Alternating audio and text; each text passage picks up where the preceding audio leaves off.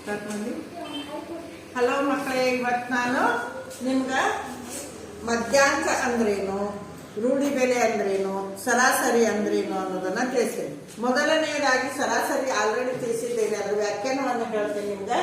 ಸರಾಸರಿ ಅಂದ್ರೆ ದತ್ತಾಂಶಗಳ ಗುಂಪಿನ ಸಾಮಾನ್ಯ ಪ್ರಾತಿನಿಧಿಕ ಮೌಲ್ಯ. ಅಂದ್ರೆ ಏನಪ್ಪಾ ಅಂದ್ರ, ಒಂದು ದತ್ತಾಂಶ ಕೊಟ್ಟಿರ್ತಾರೆ, ಒಂದಿಷ್ಟು ಸಂಖ್ಯೆಗಳನ್ನ ಕೊಟ್ಟಿರ್ತಾರೆ, ಅವಿಷ್ಟು ಕೂಡಿಸಿ ಅವು ಎಷ್ಟು ಸಂಖ್ಯೆಗಳದಾವ ಅದನ್ನ ನಾವು ಭಾಗಿಸೋದ್ರಿಂದ ಬರುವಂತಹ ಉತ್ತರನ ಏನು ಸರಾಸರಿ. ಇಲ್ಲೇ 2 ಪಾತ್ರೆ ಅದಾವ, ಒಂದ್ರಾಗ 20 ಲೀಟರ್ ಹಾಲೈತಿ, ಒಂದ್ರಾಗ 60 ಲೀಟರ್ ಹಾಲೈತಿ. ಒಟ್ಟು ಎಷ್ಟು ಲೀಟರ್ ಎಷ್ಟದ ಸಂಖ್ಯೆ? 60 ಮತ್ತು 20 ಅಂದ್ರೆ 2 ಸಂಖ್ಯೆ ಅದ. ಎರಡಲೇ ಏನ್ ಮಾಡ್ಬೇಕು, ಎರಡನ್ನು ಕೂಡಿಸಿ ಎರಡಲೇ ಭಾಗಿಸಿದಾಗ 80 ಭಾಗ 2 ಅಂದ್ರೆ 40. ಅಂದ್ರೆ ಸಮ, ಎರಡನ್ನು ಸಮ ಮಾಡ್ಬೇಕು. ಒಂದೊಂದು ಪಾತ್ರೆ ಒಳಗೆ ನಾವು 40 ಲೀಟರ್ ಹಾಲನ್ನ ಹಾಕ್ಬೇಕಾಗ್ತು. 80 ಲೀಟರ್ ಆಯ್ತು, ಅದನ್ನ 2 ಪಾತ್ರೆ ಒಳಗೆ ಅಂದ್ರೆ ಸಮ ಹಾಕಂದ್ರೆ 45 ಏನು ಸರಾಸರಿ. ಇನ್ನ ಮಧ್ಯಾಂಕ ಕೊಟ್ಟಿರೋ ಸಂಖ್ಯೆಗಳನ್ನ, ಈಗ ಒಂದು 10 ಸಂಖ್ಯೆ 11 ಸಂಖ್ಯೆ ಕೊಟ್ಟರಂತ ತಿಳ್ಕೊಳ್ಳಿ, ಅವುಗಳನ್ನ ಏನ್ ಮಾಡ್ಬೇಕು, ಏರಿಕೆ ಕ್ರಮದೊಳಗೆ ಬರೀಬೇಕು ಅಥವಾ ಇಳಿಕೆ ಕ್ರಮದೊಳಗೆ ಬರೀಬೇಕು.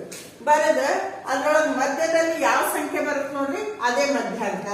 ಇಲ್ಲ ಒಂದಷ್ಟು ಸಂಖ್ಯೆ ಕೊಟ್ಟರು, 1 2 3 4 5 6 7 8 ಸಂಖ್ಯೆಗಳನ್ನ ಕೊಟ್ಟರು. ಈ ಸಂಖ್ಯೆಗಳನ್ನ ನಾನು ಏರಿಕೆ ಕ್ರಮದೊಳಗೆ ಬಂದಿದ್ದೆ. ಏರಿಕೆ ಕ್ರಮದೊಳಗೆ 2 ಸಲ ರಿಪೀಟ್ ಆದ್ರೂ ಒಂದೇ ಸಲ ಬರೀಬೇಕು.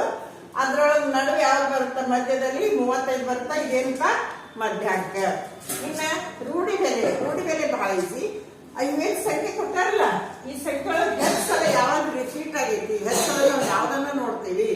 ಇಲ್ಲೇ 32 ಏನಾಗೈತಿ, 1 ಸಲ 2 ಸಲ ರಿಪೀಟ್ ಆಗೈತಿ. ಅದಕ್ಕೆ ಇದ್ರದ್ದು ಸಂಖ್ಯೆ ಈ ದತ್ತಾಂಶ ಅಂದ್ರೆ ಈ ದತ್ತಾಂಶದಲ್ಲಿ ರೂಢಿ ಬೆಲೆ ಯಾವುದು 32. ಇವುಗಳನ್ನ ಈಗ ಕಂಡುಹಿಡಬೇಕು. ಧನ್ಯವಾದಗಳು.